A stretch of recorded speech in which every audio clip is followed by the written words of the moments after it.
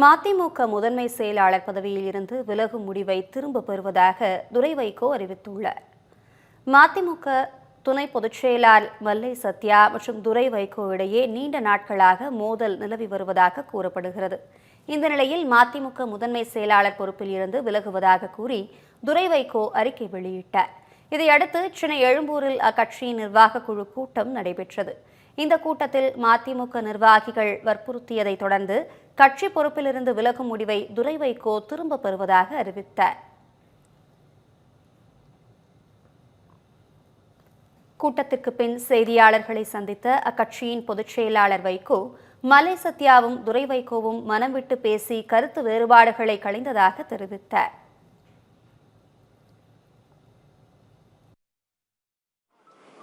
துணை பொதுச் செயலாளர் மல்லை சத்யா அவர்களும்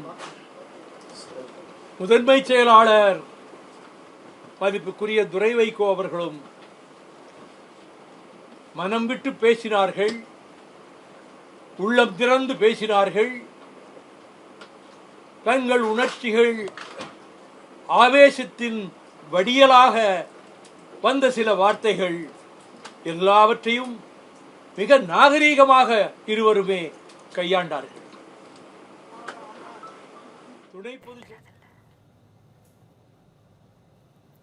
பின்னர் பேசிய துரை வைகோ, மல்லை சத்யா வருத்தம் தெரிவித்ததால் கட்சி பொறுப்பிலிருந்து விலகும் முடிவை திரும்ப பெற்றதாக தெரிவித்தார். மேலும் மல்லை சத்யாவின் அரசியல் வாழ்வுக்கு உறுதுணையாக இருப்பேன் என்றும் அவர் கூறினார்.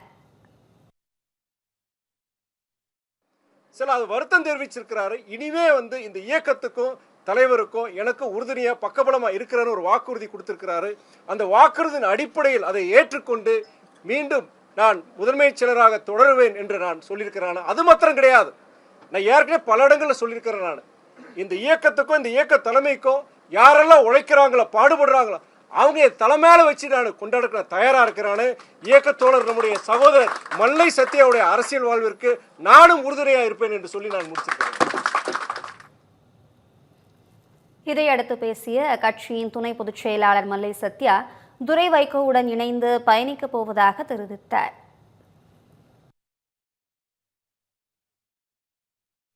நானும் சகோதரர் துரை வைகோ அவர்களும் இணைந்து இந்த இயக்கத்தை என் லட்சிய தலைவர் வைகோ அவர்கள் கண்ட கனவுகளை வெற்றி பெறுவதற்கு உறுதுணையாக